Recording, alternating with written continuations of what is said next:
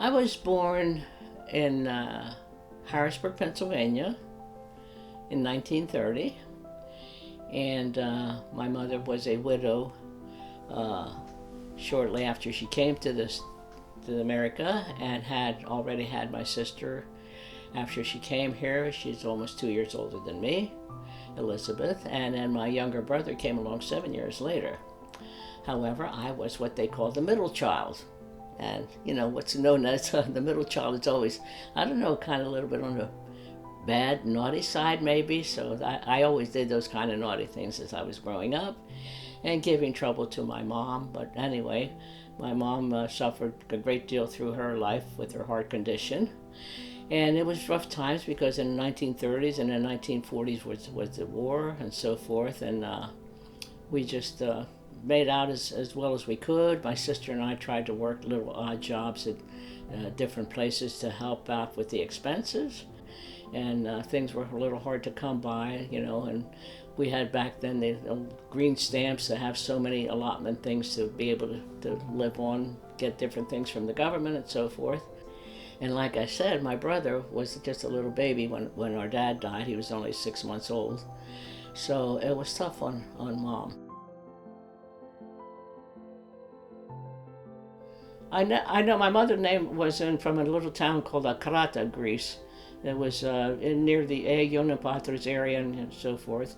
But my father, I understand he was in a town called Andravida. I don't know if anyone's ever heard of it. I have never heard of it. Apparently, I must have taken after him in some manner, because at one function I was asked to speak on behalf of Vanji Gikas, the wife of the Honorable George Gikas. He was a representative in the House of Representatives, and he was first cousins to my husband John. So I was asked to speak on behalf of her, sort of like a laugh-in type of thing. So as I was speaking to this ladies' club, the lady who knew my father, and when I was done, she came over. She says to me, "Georgia, if I closed my eyes and I listened to how you were speaking, how you were bringing out different terms, and how you were saying them and smiling, I thought I was seeing your father." And that was very touching when she told me that. But that's about all I know about him.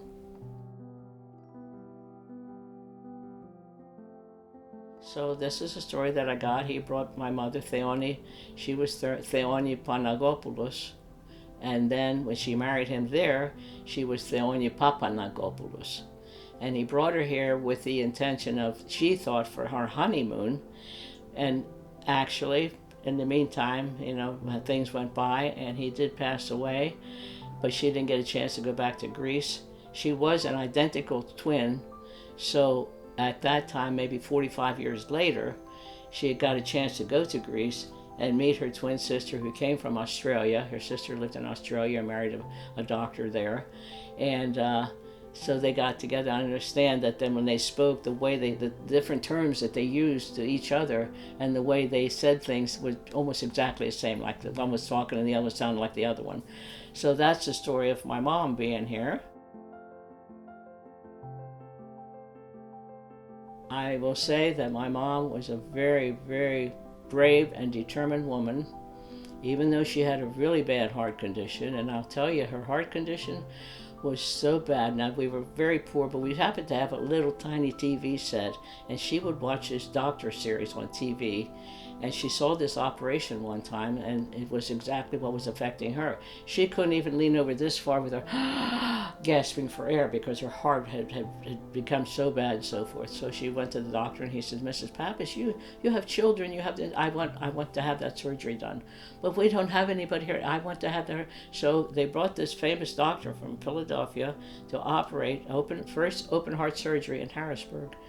Many years, I can't remember the years, and at that time, now they do laser. I don't know what they do nowadays, but at that time, the doctor explained to us, they'd lay her on a table and go down around the back, around under the lungs, come around the front like this, and open her up from the back and do the heart thing, which was kind of scary for him to tell us what was going to happen. Anyway, very successfully, she came through this and lived at least 30 years after she had the surgery. She was very, very Americanized person because she spoke, the broken half Greek, half English. She did want to go to night school, by the way, when she was here, and we tried to help her when we were in school, but she did learn a lot, and she loved America. When she went to Greece for the first time, she said, "God bless America." She was very, very, very patriotic for the United States. She loved it.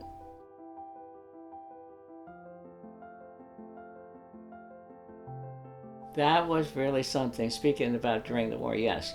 There was an Army Navy store was around the corner from where we lived up at 1312 North 3rd Street on the third floor apartment.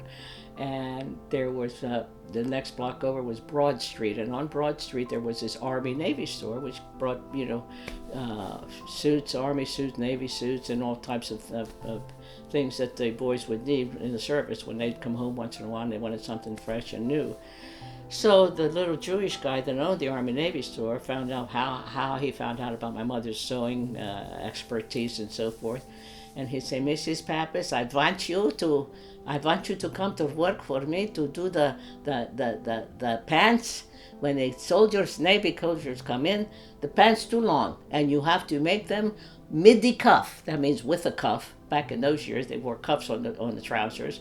So she'd say, "Mrs. Pappas, this make them midi cuff. Can you sew the pants midi cuff?" Well, of course, she could do anything.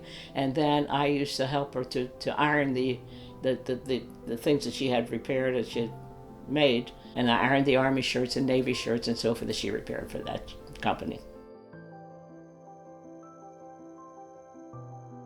My mother used to say that when he came home the night that he passed, that she would say, and because I would cry because I loved him so much, he would call me, I must have had a tint of red in my hair, and he'd call me Red. Well, first of all, when I was born, he said, "Oh my goodness, another girl, another sword," and in Greek it was another Yiayia. A plié is a sword. I thought, oh God. So anyway, I lived up to being a sword to him anyway. But he apparently, he'd play with me a lot, my mom would say. So when he came home and after he had dinner, he went up to bed and he started breathing really heavy and all that, and I ran up and she says to me, I was so emotional that I laid on him and practically all over his face and everything. And she says in Greek, "Tu pidis ti telefteo tu anapnoi." She says, "You took his last breath," because I was just hugging him so hard, and but I didn't know what was happening because I just loved him so much apparently, and my mom would always say that to me. It was sad. Probably my earliest memory would be when my father died, and I was very young. I guess I was 6, 7, maybe 7, yeah. And we lived in a house on Cumberland Street in Harrisburg, and they had at that time they would present the bodies in the house itself, and people would come for the viewing to see it there because that was back in 1930, right, or 1937, 1940. And I was so bad that my sister kept coming after me because I was out in the yard, playing on the fence and stuff like that with the other kids. She said, "You should be in here with you and sitting here looking at your dad." And I said, "Well, I already saw him. He's dead." I said, stuff like that. It was dumb stuff. I can't remember how stupid I was, but anyway. Through the church life, we had families like the Nicholas family and the Gekas family, the Talumas family, the Butzelis family, so forth. And we all be together for different functions. And then at that time, we didn't have a church close to us. We had to walk from downtown Harrisburg, clear out to 17th and State Street, 17th and something or other, State Street. When we were very young, we'd have choir practice to go out to this, So we had this gang of us that was the Nicholases and the Geekases and us and Mary Craveritas and Stella Katsetas and Marion and Gloria and all that. So we would always go out to this place together as a nice group of young family of Greek kids. There was a Greek man called Chris Matangas. He owned Matangas Candies, and he had a shop down in the basement of the department store. And he loved me so much because we'd go to church. He was a chanter, and I was in a little choir that we had. And he says, "Oh, I want you for my son." He had a son named John. I don't know what's with the name John, but anyway. So he thought that he would engage me with his son and so forth, but that never did work out. But he did give me the job at the White House Tea Room. I got asked to work at this place called the Telegraph Press, where there was a magazine being printed. It was called the Harness Horse Magazine. And these people, I don't know how they found out that I was a really good typist, and they wanted me to type race results from all over the country for the sulky races, the kind with the little carriages, the horses, the guys ride on little carriages. When I graduated from high school, which was in 1948, I worked at a place called GMAC, which meant General Motors Acceptance Corporation. And since I was a really good typist, I thought I would be hired in what they call the commercial department. But actually, they put me in the accounting department to learn all about facts and figures and investments and so forth, which I wasn't experienced in that line. So I worked there for, I guess, a year or two before I started dating Dad, John Loomis. Well, it was one of those family things. We knew the Loomis family. My mom knew she was a widow then, of course, but Nick Loomis, the father of my husband John, knew that Mrs. Pappas had two girls. Okay, Elizabeth and myself, Georgia. So he hinted to my mother that he thought that it would be nice if I could go out with his son John, because he'd just come back from the service and so forth and whatever. And he thought he should be getting married. So he was, I think, 26 at the time. So I guess it was just sort of almost, I would call it almost an arrangement, but we started dating anyway, and we had, oh my God, we had great times together. Great times together. And then Marion, in the meantime, Jim, which was John's best friend, decided that he wanted to marry Marion, she's my best friend. So we ran around together a lot and that. So as a result, my father-in-law, who was in a position to have us have a double wedding and a huge wedding reception, which was really, it was really great back in 1950s, and just enjoyed life together with our families. Well, it was a little bit like I was young and I couldn't go to the nightclubs that he would take me to and have drinks. So I was kind of well behaved then, but I loved dancing and he loved dancing. So they called him Twinkle Toes, or I called him Twinkle Toes, and I loved dancing. So that was our best part of our relationship, is that we loved to go out dancing to different places and so forth. He didn't really ask me. He said, my dad said I had to marry you.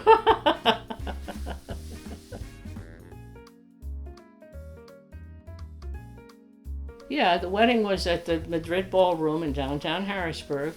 Nick Loomis invited every customer that ever came into the St. Moritz Cafe.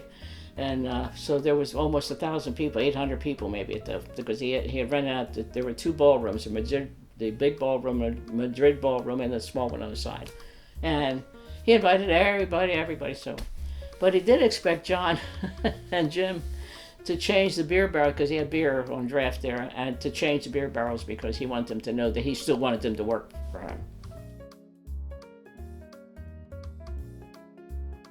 Oh, it was great. We went to different sites. We went to Greenbrier, West Virginia, or the famous Greenbrier, and then we drove up through the mountains and came back to Washington, D.C. and found some cousins that I had supposedly known, but I really didn't know them that well, and stayed with them a day or two. Then we drove up to Connecticut because John wanted to see the wife of his dearest friend that was in the Navy, Sophie Sink, S-E-N-K. Her husband had passed away, and Joe Sink was his best friend in the Navy, and he wanted to go pay his respects up there. Well, at that time, the Yiayia had a Greek basketball team, and they played exchange with different churches, so their boys were playing in York, and he thought he was needed to play basketball. And everybody laughed because he always sat on the bench anyway, and he had a kind of a hot temper when he was playing ball. And Jim Monis was his big buddy, but Jim was tall and was an excellent basketball player. And he said, look, he used to call him Willie. Hey, Willie, listen, just call me. Letting you in the game now. You came back from your honeymoon to play. What are you? He said, well, I thought you guys needed me. But anyway, it was fun. That was a joke of the family, I think.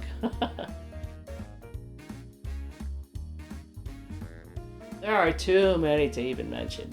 John, I did learn how to fish from John, my husband, because at nighttime we closed the restaurant at 11 o'clock and go down to the Susquehanna River, which was only a few miles away. He had joined this boat club and bought what they call a John boat. It's a metal John boat that was just a single thing, whatever, you just sit in there, and it's very flat and so forth. And he showed me how to fish for bass and for catfish. That's it, catfish. Well, they were so ugly. Oh my God! And I'd bring them up and I'd say, "Well, what are these for?" Well, he wanted to catch the.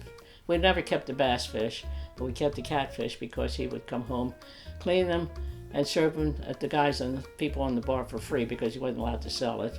And that's what he did for his customers, for thinking of them too. But that's how I did learn to fish with him. And then that was at 3 Mile Island, where at the time when the explosion or whatever happened, then it was a bad season. But we were still there, and I would learn to cast out, and he'd say, "Why are you casting out that far? If you wanted to cast under what the fish already cooked, I got to cook them for you," because 3 Mile Island had supposedly the waters were radiated and so forth. So he'd always yell at me while I would cast the line so far. In the meantime, that's how I got my experience for fishing, because one thing he did not do is surf fish down here in Ocean City, Maryland. But we did go with that John boat, which I was too stupid to know that it's dangerous. I don't swim or anything, but I was always out there, never had a life jacket. And he took me out to Ocean City in the bay, up near the inlet, in the John boat. I didn't know any better, dumb me. So we're coasting down, the tide's coming in. He decides to throw an anchor right near the bridge, and the tide's coming in so hard that the anchor let loose and washed us clear to the other side of the bridge. And I thought, oh, this is it. That's it, John. That's the end of that story, And then the biggest story was that, not knowing anything about the waters and not knowing anything about fishing in the bay, the boat got stuck. And he says, well, we're stuck and there's black clouds up there indicate there's a storm coming in fast, and they don't waste any time, they come in pretty fast. He says, you're going to have to get out and push the boat. I said, what? I don't swim, I'm not jumping out. And he goes, jump out of the boat and push it. And then I got so mad, I said, okay. So I jump out of the boat, and I almost broke both my ankles because the water was only like 3 inches deep, and I pushed the boat off the sandbar, and he goes floating away, and I'm standing there at the sandbar all by myself. John, don't leave me here. So we go back, and he's trying to dock and get near the dock. That's the same incident. We're going back because we have to hurry, the storm's coming. He says, now look, we're getting close to the dock. He says, what I want you to do, he said, I want you to jump out and throw that rope around that post. I said, okay. So what did I do? I jumped out the front of the boat because I'm so stupid. I didn't know that I was supposed to go to the side of the boat and jump onto the dock. And he's coming at me with the motor all full blast, and I'm going,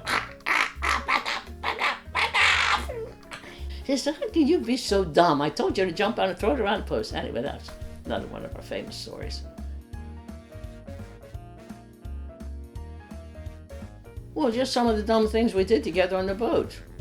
Well, one of the dumbest things, and I didn't laugh at Papua, I laughed at your dad actually with Peter. We were out in the boat, and we were once again in the back bay there, and the tide was starting to go out and so forth. And Papu John says to Peter, your dad, he goes, Peter, here, throw the anchor in. So he takes the anchor and throws it into the thing so to hold the boat so we get washed out with the high tide. So we're still going. I said, Peter, what did you do? He said, well, you told me to throw the anchor in. He said, what'd you have it tied to? He said, oh, we're supposed to have it tied to something? So another boat had to come along and rescue us. So that, honestly, and the other funny thing is your mom loves to cast net to catch bait for us. She's standing on the edge of the boat, and she's so strong and everything. She takes her cast net and throws it like this and throws herself right over the end of the boat. And that was the biggest laugh that we had for this a couple years back that she did that. But she'd get better at that now anyway. Now, of course, I was very sad. It was horrible that he was down here for the first time that he went fishing with his buddies, and he ended up dying. But because he was on his way back from fishing, no, he wasn't on his way back. Stacy, our granddaughter, Nikki's daughter, was living down here working at the shore, and she went. At that time at the cottage, we did not have a laundromat, a wash machine, or a dryer, so they would go to the local laundromat to do their laundry. She stayed with Papu because he needed company down here, and she was working. So she says, Papu, I have to go to work, so how are you doing with your laundry? He says, oh, I just have a few things to dry. Yeah, you go ahead, because they each had their own car. He said, I'm going to go out and see how Thea Helen's house is coming along, because Helen had also built a house out back there on Route 54 back there in Fenwick. So as she left, he drove out there. She was doing something and some renovations, and he put some things in the back of the car because he had to pick up some sticks and logs that he didn't need from there. And on his way back, apparently there was a big, not grave, garden in the field there, and he pulled over to the side inside the field, just had his foot on the brake trying to stop it before going into this little place with some water. And the man found him with his hands on his chest like this when he was passing by, so he quick stopped, and they called the Rockdale police for the fire department, and they came and tried to save him, but he was gone instantly. So that was very, very sad. So we go out to the site every year and say a prayer in memory of him, even though it's been 20 years now.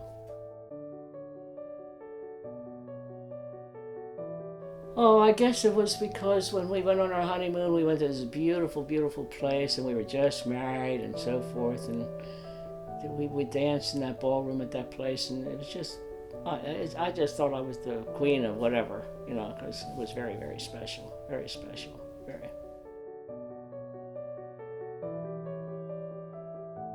Well, because he loved whatever grandchildren he had at that time. I think Dimitri was the youngest one, and Nico, Maria, and George. And Nico's a little bit older than Dimitri, I think, but he kind of remembers dumb things like Papu would always carry his little tool chest around with him, so Nico had to have a tool chest too, and he pretends that he did. And then I forget who remembers that he used to wear rubber bands around his wrists all the time. I'm trying to remember one of the grandchildren. So I remember Papu always had rubber bands around his wrist, because you never know when you're going to need some rubber bands. And just he did all those kind of things that the young kids remember a lot of sayings from him. And he was just himself. John Talumis was a John Talumis of himself. That's all.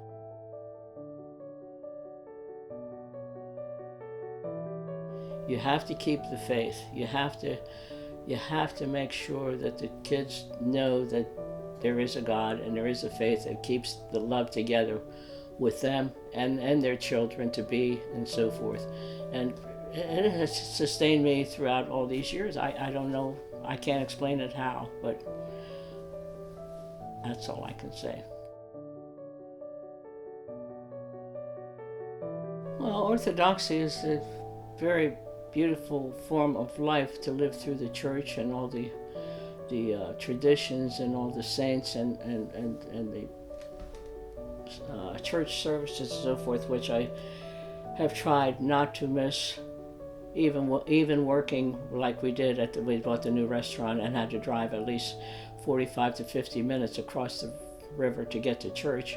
And even with my children, I would make sure that we never missed a Sunday at work.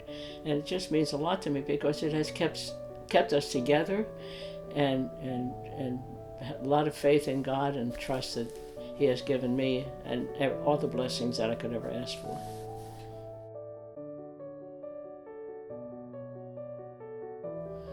In 1980 and 81, I was voted in as the parish council president, and we accomplished very many. I understand the people appreciate all the things that were accomplished under my administration and so forth, which I just thought just another thing to do. I didn't feel it was an obligation, that, it was just a natural thing to do things for the church.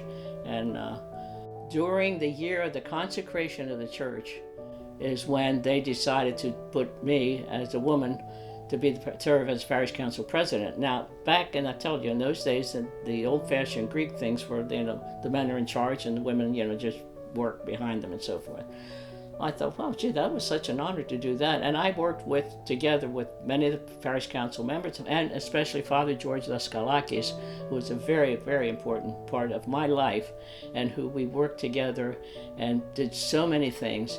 And he would say to me, you did so many things, and you got me in a lot of trouble a lot of times. I said, well, it worked out, didn't it, Father? So we're still great friends, and the church still is the blessed place that I was born and raised in, and hope to be there when I go.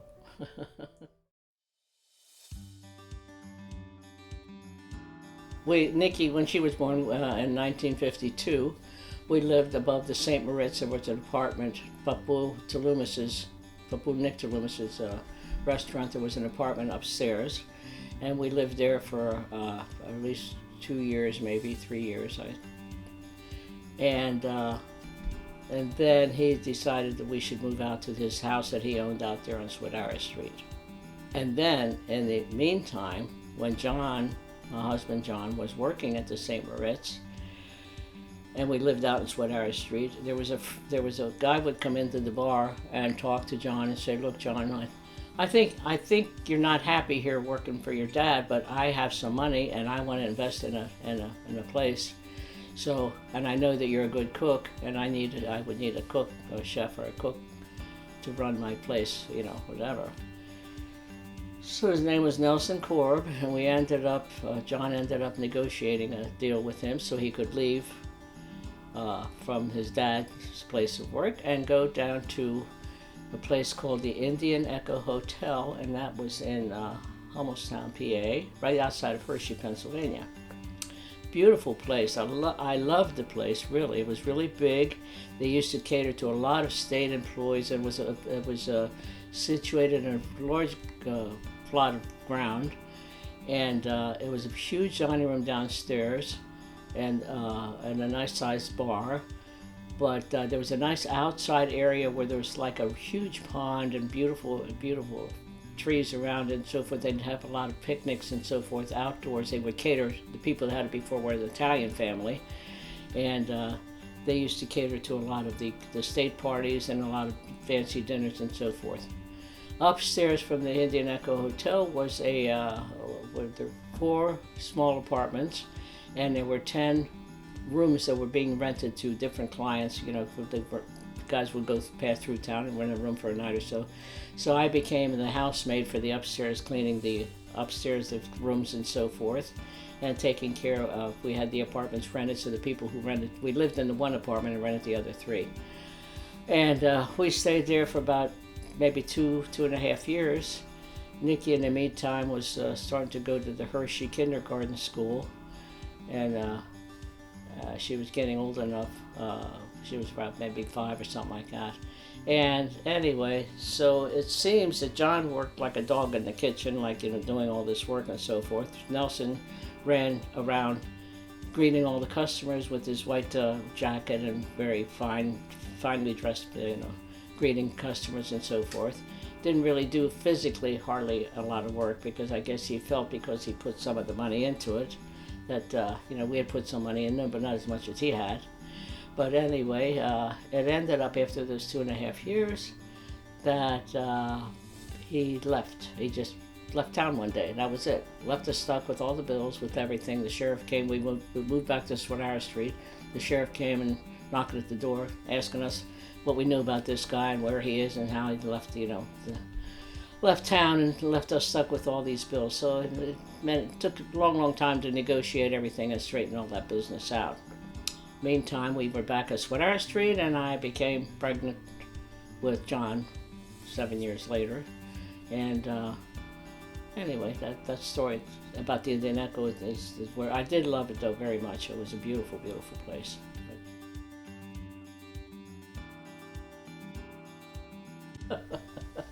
I don't know where he got all these stories from.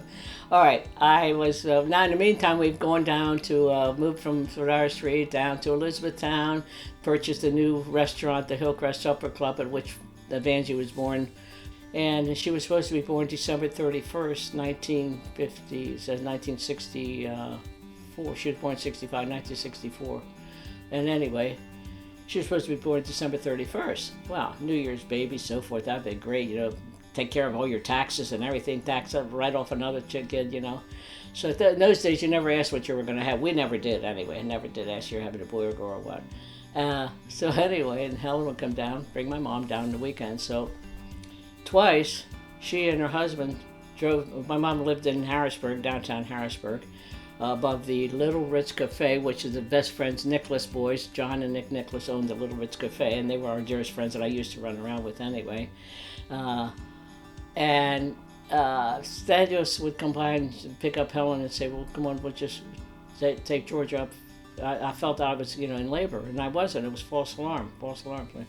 So the third time, I had an appointment with the doctor. And the doctor's going, well, you better come in the office and see me, we'll see what's what. Meantime, I said, okay, Yiayia, my mother, Yiayia Pappas, I'll just come up and stay with you and, just see what's going to happen. I have an appointment tomorrow at 10 o'clock. In the meantime, she goes to bed. She has a two-bedroom apartment upstairs above the thing, and I'm in the bedroom there. And all of a sudden, I started to get these terrible labor pains. And I thought, oh boy, what am I going to do now? My mom, nobody's here with a car to take me somewhere. So I didn't call John. I didn't say anything. I just didn't say anything to my mom. So I get on the phone, and I said, can I get a taxi at such and such a place and so forth? I'll come out the side door, blah, blah, blah. Anyway.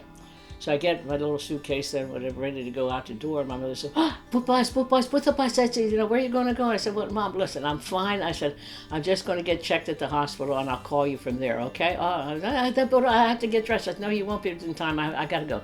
I go downstairs. I open the door. This taxi driver's waiting with the door open for me to get in. He goes, oh, no, lady, no, I can't. I said, listen, hurry up, just take me to the Harrisburg Hospital. It's not that far away. I said, you'll make it in time. He goes, oh my God. So he goes, he's all nervous and everything. I said, don't make a mistake, just go straight to the hospital. So I'm getting worse and worse labor pains. And the guy gets there at the front of the hospital. He blows the horn like this, and the people come out. Hurry up, bring a chair for this lady. I don't have any baby in my cab, messing it all up and everything. Get her out of here. He was crazy. I think I must have called Tia Maria and told her to send somebody or to tell somebody to come and get me or something. I can't remember, something that had to do with Harry and his. Well, that was another story about a drunk customer. But anyway, so I get out of there and I had the baby, and I had the baby at, maybe it was, I don't know, sometime in the morning, early morning, 6 o'clock in the morning, something like that. In the meantime, Papu John Talumas had closed the restaurant up, had already been out in the bar celebrating with his friends with whatever he was celebrating. I did not let him know that I was in labor and going to the hospital. So it was my own fault. He didn't know that I was having a baby. So the doctor calls and asks for him. He says, is this John? Yeah. Well, this is Dr. Ham. He says, I just want to tell you, you have a fine baby girl. I says, I have what? What are you talking about? He says, who are you? He says, I could hear him. He says, Dr. Ham, your wife just delivered a nice baby girl. He said, what the hell are you talking about? She was supposed to come in your office at 10 o'clock today. Blah, blah, blah, blah. So he never knew he never even knew that he had another little baby girl. Anyway, so that was my story with the cab driver. Poor guy, he just freaked out.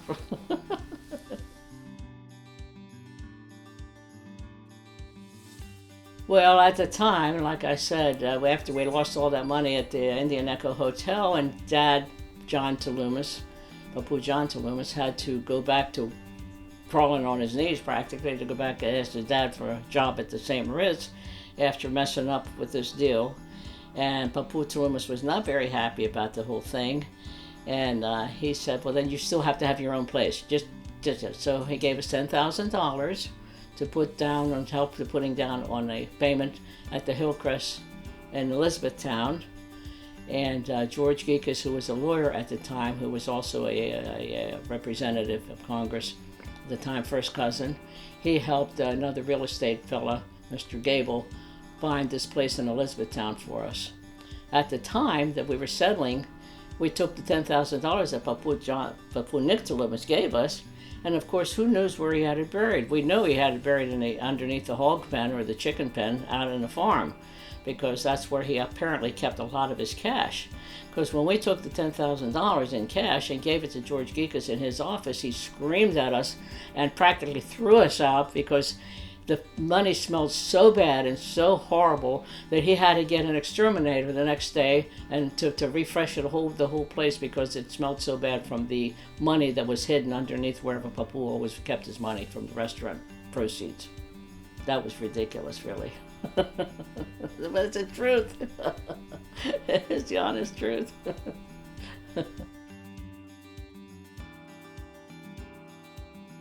I don't know how he knew how he made it, but I mean, I know how he made it, but how he learned what to use for a recipe.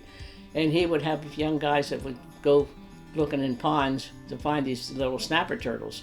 So he had a big 50-gallon drum out back of the kitchen door of the Hillcrest, and he said, "Look, guys, when you ever find any snapping turtles, just bring them, throw them in the can, and I'll give you $5 for each one that you catch." Well, in the meantime, he's getting a few of those turtles and so forth, and he got some big ones, some small ones, but it would be a 3-day process to make this soup, because it was really scary, because first of all, he had to kill the turtles. Well, then he had to have he'd show us how to do it, but we didn't do it, he did it.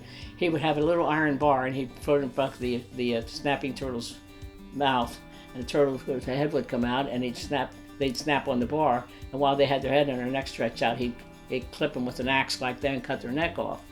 And then what he had to do is pull the shell off, and then he cut out the heart from the turtle, and he put it on a little, what we call a monkey dish at the restaurant. They call little vegetable dishes. He put a little dish, and he put the heart would beat. The heart would beat for 2 or 3 days, really. And he'd take it out to the bar and scare some of especially the lady customers, screaming, "Oh, John, you're sick, you're sick." Blah, blah, blah, blah. So anyway, so it took him 3 days to process this beautiful turtle soup that he would make, snapper turtle soup.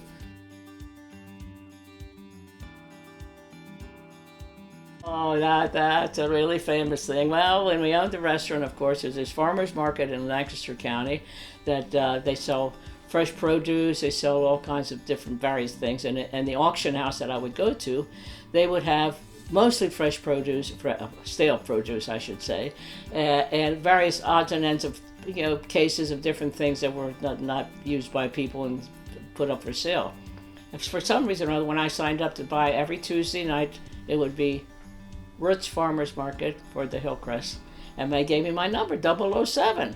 And I met quite a few people there, and the auctioneer would wait for me. He said, "Oh, okay, we can start now. Oh, 007 is here." So I used to buy like cases of rotten lettuce and rotten cabbage heads and different stuff that were like, if there were 24 heads of lettuce in a case, maybe 10 of them were all rotten and slimy and so forth. And the employees at the Hillcrest, they hated me because it was Tuesday, and they knew that I was going to bring cases of stuff. They'd have to pick through all the old rotten stuff and whatever. In the meantime, in the Mason household in Elizabethtown, I would stop there first because Rob and Stacy and Elizabeth, "Yiayia, it's Tuesday night. Yiayia's going to bring us some stuff." I used to buy some toys that were on sale, all kinds of stuff, and I'd give them some of the rotten fruit and vegetables too. But anyway, I was not very well liked by the employees on Tuesdays.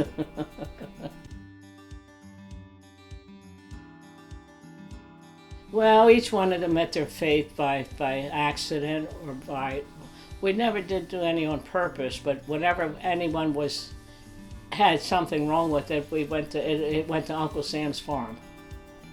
Uncle Sam had a big farm up there, and the dogs used to love and run and have a good time. Till they met their fate, of course.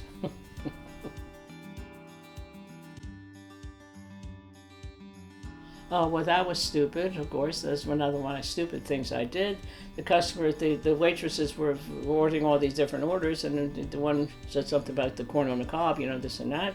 So I leaned over and I said, "What did you say?" "You said, I want corn on the cob. I need that to finish my order," and so forth. I said, "Oh, all right, I'll get it for you." So anyway, instead of cutting the end off of the cob this way, that way I had the blade turned up like this. And I said, "All right, I'll get it for you." I went like that. And there went my hand dangling like that. I almost lost it. And there happened to be 2 paramedics sitting right outside the kitchen door. Rushed me down to the doctor. The doctor, he was in, but he couldn't do anything about it because I needed a specialist I had, the nerve had already gone back to the top of my shoulder practically, and the hand was dangling. So he did something to it to sew to keep until the weekend. It was Memorial Day weekend, by the way. And saved my hand. So I do have use of my hand, never had any kind of therapy for it, but this finger is still numb, and so is this on this side, but I have good use for it for fishing here on the surf in Ocean City.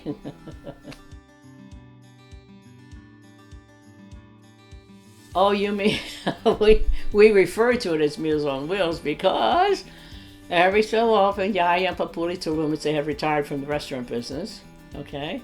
And we called, taking Meals on Wheels, or some foods and things that they needed, they wanted up at the house. So I used to drive them all the food up to them, whatever they requested for us to bring up for them to have, and also bring food for Yiayia and Talumas and whoever else needed some stuff. But I refer to it as Meals on Wheels. It wasn't a business thing; it was just a personal Meals on Wheels, you know. Well, Papu John Tamumas decided one time in his life, he was going to close the Hillcrest for a trip, a trip somewhere. So there we were, got the family all ready to go, and we look outside. Here's this hearse that's been converted into some kind of a vehicle.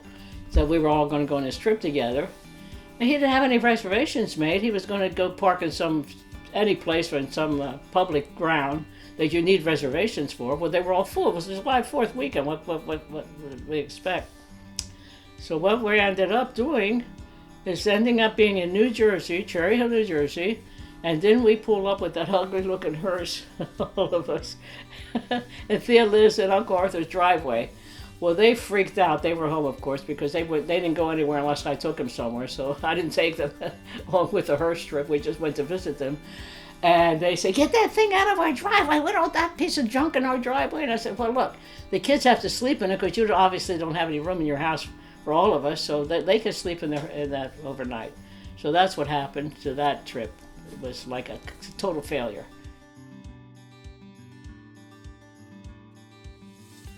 Oh my goodness. Well, first of all, Golden Girls, because we had the group of us, there were 4 of us girls that would go out to lunch all the time in the earlier years, and we called ourselves the Golden Girls. So I like the Golden Girls, and I like Raymond, and I like Monk, and I like some couple of westerns with John Wayne and so forth. Oh, I can't even say that on. I wouldn't even say that on this story.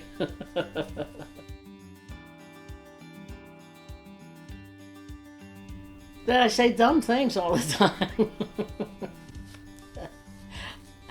And don't pull that one on me. And who's your favorite grandchild? I will never fall for that one, okay? Yeah, you guys tricked me into that question one time. Of course, I was feeling pretty good too. They were my old days. I'm a different person now. Uh-huh. I've gotten older. What do you think? My body has deteriorated. I can still walk, I can still talk, but that's about it.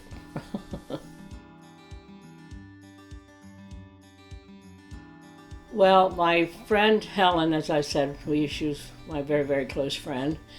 She had a brother named Pete Yatrus, and he had a place here on 143rd Street in Ocean City, Maryland. He was a retired dentist, and he had one of these old cottages like this one here over on 143rd Street. And I knew them, and once in a while we would vacation at his cottage too when we come down with the kids. Next thing you know, 2 weeks later, Pete said, "Georgia, come on down. I found the place." So he knew a lot of real estate men down here and so forth, and he knew I didn't want a condo. So he said, "Come on to my house first, and we'll go over and I'll show you this place that I think you should own." So next thing you know, go to his house, and we go, "Well, we'll just walk over." So we're walking, and we get here, and he goes, "Oh, Pete, come on, you got to be kidding." I thought, Helen and I saw this the other week when we were here, a little whatever. No, he says, "You have to meet the nice lady that's in here. Her name is Georgia Campbell." So anyway, she's sitting in here in this iron lounge in the outside porch that she had just built out there a little bit to make the house more saleable. And she's very, very sweet. And she says, "Oh, hi, I know all about you, and you have 4 lovely children, and you work so hard." Pete must have told her all this. And she says, "I do hope that you like this place because it'd be just right for you and the children. What do you think?" So I said, "Well, let me look around and see what I think."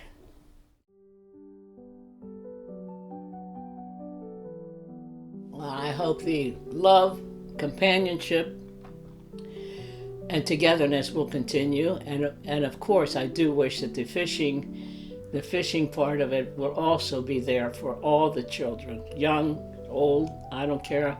Just enjoy the beauty that God has given us in that ocean. It's only a few 100 feet up the street here, and to enjoy what I enjoyed and kept me going all this time.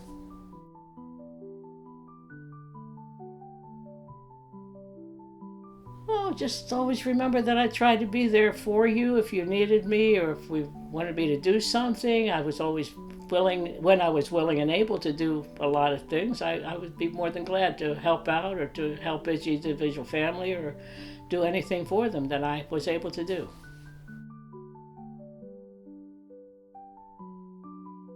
Well, you make me really. All of you always say something so beautiful and so great, and Yiayia, we love you and all that. I mean, there's so many Yiayias around the world that don't even get that love. They don't even hear those expressions from their children, and this is very meaningful to me. Okay, and I know how much you all love me. I think. At least you say you do. Okay. Yeah. And unaccustomed as I am to public speaking, I just want to say thank you for all that you have given me and to all that God has given me. Okay? Love you.